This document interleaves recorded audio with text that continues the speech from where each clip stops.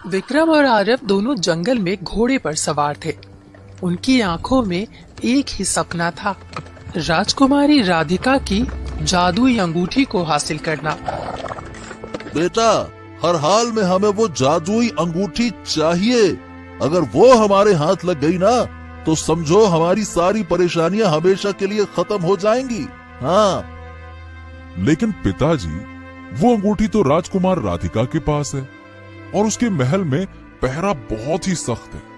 अगर हम वहां गए और पकड़े गए तो सिर्फ अंगूठी ही नहीं, हमारी जान भी चली जाएगी पिताजी। डरो मत बेटे, हम उस अंगूठी को इतनी चालाकी से हासिल करेंगे ना कि किसी को भनक तक नहीं लगेगी। हाँ, ना कोई पहरेदार हमें देख पाएगा, ना ही महल के दरवाजे हमें रोक पाएंगे। लेकिन पिताजी, ये होगा कैसे? अरे महल में तो घुसना ही आसान नहीं है। वहां हर जगह तो पहरेदार हैं, गुप्त सुरंगों का भी कोई भरोसा नहीं है और राजकुमारी की सुरक्षा में तो सबसे तेज तर्रार योद्धा तैनात होते हैं। कैसी बातें कर रहे हैं आप? बेटा, यही तो असली खेल है। हमें अपनी चालाकी और होशियारी से वो रास्ता निकालना होगा जिससे कोई हमें देख भी ना सके और अंगूठी भी हमारे हाथ लग जाए। बेटा, वो कोई आम अंगूठी नहीं है, बल्कि तकदीर बदलने वाली अंगूठी है, और जिसे अपनी तकदीर बदलनी हो उसे जोखिम तो उठाना ही पड़ता है।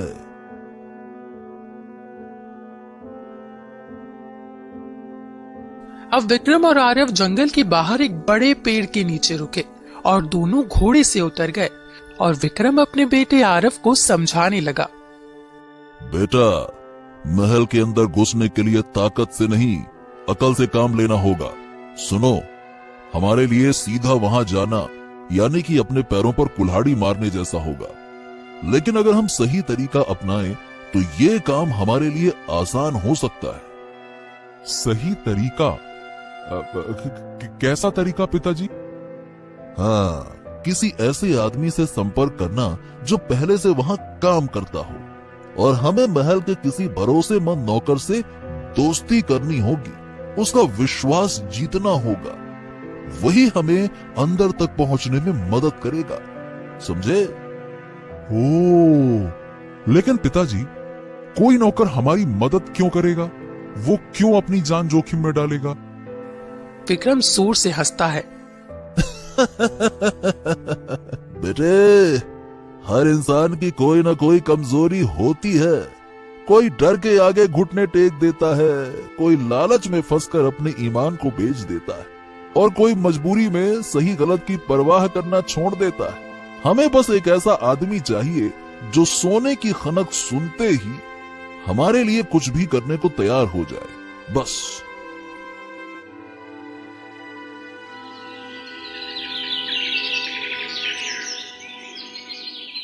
अगले दिन विक्रम और आरव महल के पास एक भीड़ भाड़ वाले बाजार में पहुंचे, जहां नौकर चाकर खरीदारी करते थे। तभी उनकी नजर एक लड़खड़ाते मैले कुचैले और नशे में धुत नौकर पर पड़ी, जो शराब की दुकान पर बैठा था। विक्रम उसकी बगल में जाकर बैठ जाता है। लगता है महल में बहुत मेहनत करवाते हैं तुमसे, हैं? अरे साहब, मेहनत? अरे मत पूछो, राजा की सेवा में तो दिन रात खटना पड़ता है। अरे जान निकल जाती है, राजा हमको पूरा निचोड़ लेता है। लेकिन उसके बाद हमें क्या मिलता है? क्या मिलता है हमको? ये देखो, बस 2 घूंट शराब और कभी कभी ये भी नहीं मिलती है। हाँ चंदू, अगर मैं कहूं कि तुम्हें 2 घूंट शराब के बजाय ढेर सारे सोने के सिक्के मिल सकते हैं जिससे तुम ढेर सारी शराब खरीद सकते हो, तो क्या तुम मेरे लिए एक छोटा सा काम करोगे? बोलो। हाँ,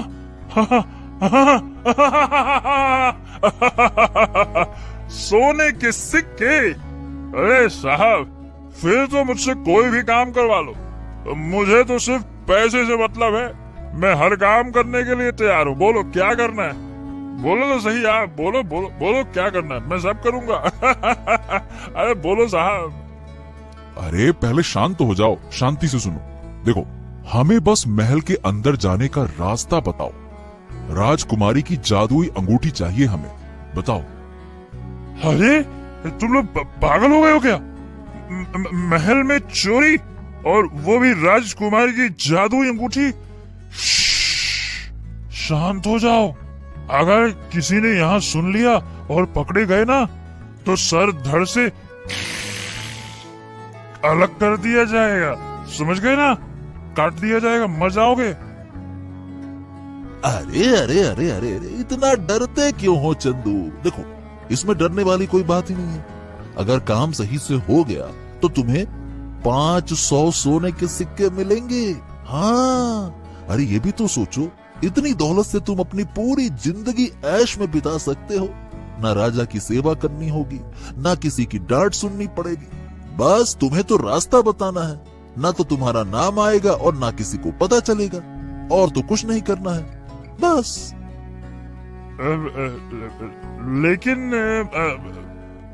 लेकिन मान के चलो, अगर पकड़े गए तो? अरे पकड़े कैसे जाएंगे? जब हम कोई गलती करेंगे तब तो पकड़े जाएंगे ना। हम कोई गलती ही नहीं करेंगे, हमें बस सही रास्ता चाहिए, बाकी का काम हमारा है। वैसे भी अगर हम पकड़े गए तो तुम्हारा नाम नहीं लेंगे, तुम उसकी चिंता ना करो, समझे? अच्छा, ऐसा है क्या? ठीक है, अगर 1000 सोने के सिक्के मिलेंगे तो मैं मदद कर सकता हूँ, लेकिन सिर्फ रास्ता बताने तक बता रहा हूँ मैं, उसके आगे कुछ नहीं करूंगा मैं। ओहो, चलो ठीक है, तुम्हें मैंने 1000 सोने के सिक्के दिए, कोई बात नहीं।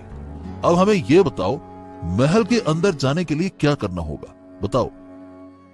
तो सुनो, देखो, हर रात राजकुमारी अपनी जादुई अंगूठी महल के गुप्त कक्ष में रखती हैं, जो एक छुपी हुई सुरंग से जुड़ा हुआ है।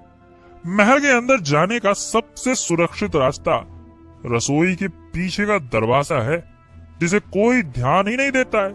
हाँ।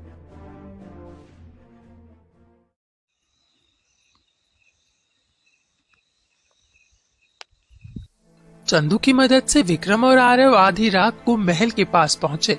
चंदू ने उन्हें एक छुपा हुआ दरवाजा दिखाया, जो महल की रसोई से होकर जाता था। दोनों चुपचाप अंदर घुस गए और गुप्त सुरंग की ओर बढ़ने लगे। तभी अचानक जूते चलने की आवाज गूंज उठी। भारी बूटों की धमक पूरे गलियारे में फैल गई। पिताजी, पिताजी, कोई आ रहा है, कोई आ रहा है। विक्रम ने तेजी से चारों ओर नजर दौड़ाई। सामने एक बड़ा लकड़ी का बक्सा पड़ा था। उसने बिना वक्त गवाए दोनों तेजी से उसके पीछे दुबक गए। राजा ने आज पहरेदारों की संख्या बढ़ा दी है। सुना है कि कोई जादुई अंगूठी चुराने की फिराक में है। कोई यहाँ घुस भी नहीं सकता। इतनी बड़ी सुरक्षा है कि परिंदा भी पर नहीं मार सकता। अरे फिर भी सतर्क रहना जरूरी है।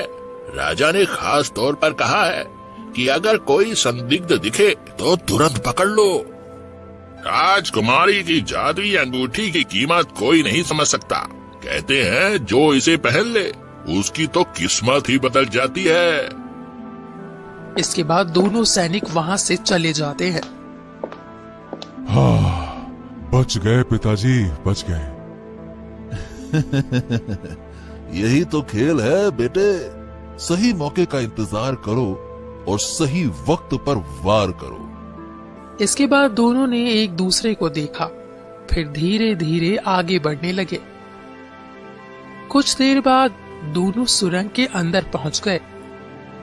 हाँ, पिताजी, पिताजी, हमें जादुई अंगूठी मिल गई, मिल गई, मिल गई। हाँ, ये तो सच में कमाल की चीज है। अब हमें इसे लेकर जल्दी से यहाँ से निकलना होगा बेटे। चलो चलो, जल्दी चलो।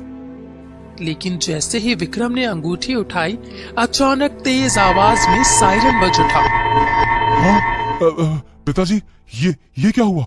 ये कैसी आवाज है? ये महल की सुरक्षा का हिस्सा है। जादुई अंगूठी उठाओ और जल्दी से यहाँ से निकलो, इससे पहले कि कोई आ जाए। चलो चलो चलो, हमें यहाँ से तेजी से भागना होगा। चलो भागो। आरव ने अपनी अंगूठी उठा ली और सुरंग की ओर दौड़ पड़े। राजकुमारी की अंगूठी की सुरक्षा भेदने की कोशिश कर रहा है कोई। जल्दी महल से बाहर निकलने के सारे दरवाजे बंद कर दो।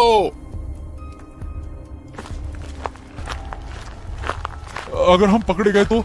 अरे डरने का समय नहीं है बेटे, लक्ष्य पर ध्यान दो और भागो भागो, तेजी से भागो। तभी पीछे से एक सैनिक की आवाज आती है। रुक जाओ वरना जान से मार दिए जाओगे। पिताजी अब हम क्या करें? चारों ओर से सैनिक हमें घेर चुके हैं। भागने का कोई रास्ता नहीं बचा। अब और छुपने की भी कोई जगह नहीं है पिताजी। अब हम क्या करें? हाँ बेटा, हमारे पास अब एक ही रास्ता बचा है, ये जादुई अंगूठी। हमें इसका अब सही इस्तेमाल करना होगा। हाँ, पर ये काम कैसे करेगी? क्या ये सच में हमारी मदद कर सकती है पापा? बेटा, अगर ये सच में जादुई है तो ये हमारी सोच भी पढ़ सकती होगी। चलो इसे पहनकर देखो। आरव ने डरते डरते अंगूठी पहनी और उसे चूम लिया। तभी अचानक अंगूठी चमकने लगी और हवा में एक सुनहरी रोशनी फैल गई और देखते ही देखते दोनों महल के चार दीवारी के बाहर आ गए। हाँ हाँ पिताजी, ये हम कहाँ आ गए? अरे अभी तो हम महल में थे, ये कहाँ आ गए? हाँ ये अंगूठी सच में जादुई है। ये तो मन की बात समझती है। देखो कैसे हम महल के बाहर आ गए, देखा? देखो देखो देखो, भागने ना पाए। पकड़ो इन्हें, वे यहीं कहीं होंगे। पूरे इलाके को घेर लो। पिताजी वो हमारे बहुत करीब हैं। अब क्या करें? अंगूठी का इस्तेमाल करो बेटा। इसे फिर से चूमो और बोलो कि हम अपने अड्डे पर पहुंच जाएं। बोलो, हमें अपने अड्डे पर ले चलो। अंगूठी फिर से चमक उठी और देखते ही देखते दोनों गायब हो गए। अगले ही पल वे जंगल में अपने ठिकाने पर थे। हाँ अरे अरे ये हम आ गए। पिताजी ये अंगूठी तो सचमुच में कमाल की चीज है। हमें किसी भी मुसीबत से निकाल सकती है। ये तो हमने सोचा ही नहीं था कि हमें सिर्फ अंगूठी चुराना है, उसके बाद सारा भागने का काम तो ये अंगूठी कर देगी। हाँ, वाह वाह वाह वाह। अब इस अंगूठी के जरिए हम संसार के सबसे अमीर इंसान बनेंगे, राजा से भी ज्यादा अमीर, क्योंकि अब ये हमारे पास है जादुई अंगूठी। अब दोनों सो जाते हैं। इसके बाद फिर से सुबह होती है और राजा विक्रांत को खबर मिलती है कि कोई जादुई अंगूठी चुराकर भाग चुका है। महाराज महाराज महाराज, रात के अंधेरे में दो चोर आए थे और वे राजकुमारी की जादुई अंगूठी चुरा कर ले गए। राजा विक्रांत का चेहरा गुस्से से तमतमा उठा। क्या? राजकुमारी की जादुई अंगूठी चोरी हो गई? अरे महल के हर कोने पर पहरा था, फिर कोई उसे कैसे चुरा ले गया है? महाराज, हमने उन्हें पकड़ने की बहुत कोशिश की। जैसे ही हमें चोरी की भनक लगी, हमने महल के सारे दरवाजे बंद कर दिए, लेकिन पता नहीं कैसे वे दोनों अचानक गायब हो गए। हमें पूरा यकीन है उनके पास जरूर कोई जादुई शक्ति थी। अरे मूर्खों, उनके पास कोई जादुई शक्ति नहीं थी। उन्होंने अंगूठी की शक्ति का इस्तेमाल किया और महल से भाग निकले। हर कोने में उनकी तलाश करो, पूरे राज्य में उनकी तस्वीरें लगवा दो। जो कोई भी उन चोरों को पकड़कर मेरे सामने पेश करेगा, उसे 500 सोने की मुद्राएं इनाम में दी जाएगी। जाओ। अब विक्रम और आरव की मुसीबतें और बढ़ गई थी। वे जंगल में तो पहुंच गए, लेकिन पूरे राज्य में उनकी तलाश हो रही थी। पिताजी, ये अंगूठी हमारे लिए जितनी फायदेमंद है, उतनी ही खतरनाक भी है, इसीलिए इसे छिपाना होगा। पिताजी, लगता है कि कोई हमारा पीछा कर रहा है। हाँ। आरव, एक भी शब्द मत बोलना। विक्रम ने अपनी तलवार निकाल ली और सावधानी से इधर उधर देखा। तभी वहां अचानक से एक काला साया प्रकट हो गया। मूर्ख इंसान, तुमने जो अंगूठी चुराई है वह मेरी है। इसे तुरंत मुझे सौंप दो, वरना तुम्हें इसका अंजाम भुगतना होगा। तुम नहीं जानते कि यह अंगूठी कितनी खतरनाक है। यह सिर्फ मेरी हो सकती है। अरे ये अंगूठी तुम्हारी कैसे हुई? इसे हमने अपनी सूझबूझ से हासिल किया है। ये अंगूठी अब हमारी है, हमारी, समझे? अरे नादान लड़के, तुम नहीं जानते यह अंगूठी तुम्हें जितनी शक्ति दे सकती है उतना ही विनाश भी ला सकती है। अगर तुमने इसे गलत इरादों से इस्तेमाल किया तो यह तुम्हारा अंत कर देगी। इतना कहने के बाद योद्धा ने अंगूठी लेने के लिए जैसे ही तलवार उठाई, जादुई अंगूठी से चमकती हुई रोशनी निकली और उसने उसे झटके से पीछे धकेल दिया। योद्धा को जोरदार चोट लगी। तुम दोनों बहुत बड़ी गलती कर रहे हो। यह मत समझना कि मैं इससे डर जाऊंगा। यह मेरी अंगूठी है और इसे लेने मैं फिर से वापस आऊंगा। इतना कहने के बाद योद्धा गायब हो जाता है। पिताजी, ये कौन था? आखिर ये आदमी इस जादुई अंगूठी के पीछे क्यों पड़ा हुआ है? यही तो मैं समझ नहीं पा रहा हूँ। अचानक से ये आया, धमकी दी और चला गया। इसका मतलब ये है कि ये अंगूठी सिर्फ एक आम चीज नहीं है। इसमें कोई बड़ा रहस्य छिपा हुआ है। हाँ। आरव ने अपनी हथेली में अंगूठी को देखा। वो सुनहरी रोशनी से मंद मंद चमक रही थी, जैसे किसी जीवित चीज की धड़कन हो। पिताजी, ये अंगूठी जितनी ताकतवर है ना, उतनी ही खतरनाक भी है। देखिए, मैं तो कहता हूँ कि अगर हमने इसका गलत इस्तेमाल किया तो ये हमें कहीं बर्बाद न कर दे। बेटा, लेकिन ये जादुई अंगूठी फिलहाल हमारी मदद कर रही है, इसीलिए इसे हमें अपने पास ही रखना चाहिए। लेकिन हमें इस जादुई अंगूठी की असली सच्चाई भी जाननी होगी। हमें उस योद्धा का सच पता करना होगा कि आखिरकार वो है कौन और ये अंगूठी किसकी विरासत है। ये सब कुछ हमें जानना होगा। अब दोनों जंगल में आगे बढ़ने लगे। तभी उन्हें रास्ते में एक गुफा दिखाई देती है और दोनों गुफा के अंदर छिपने के लिए चले जाते हैं ताकि राजा का आदमी उन्हें पकड़ ना ले। लेकिन जैसे ही उन्होंने गुफा के अंदर कदम रखा, गुफा के अंदर एक साधु बाबा ध्यान में बैठे थे।